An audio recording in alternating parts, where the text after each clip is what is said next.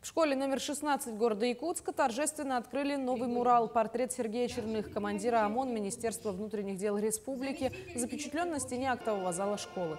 Мурал нарисовала художник-скульптор Алена Семенова. Это третья работа художницы на патриотическую тему. За все это время она создавала памятные муралы, посвященные герою Советского Союза Екатерине Деминой, экипажу танка «Алеша», героям России Алексею Неустроеву, Филиппу Евсееву и Александру Ловкову.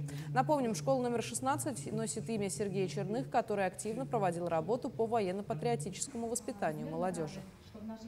Работа шла сначала над эскизом мурала, и в итоге мы остановились на эскизе с изображением гор, так как это означает преодоление вершин. Очень хочется, чтобы мурал радовал ребят, школьников, чтобы они знали своих героев, в честь кого названа школа.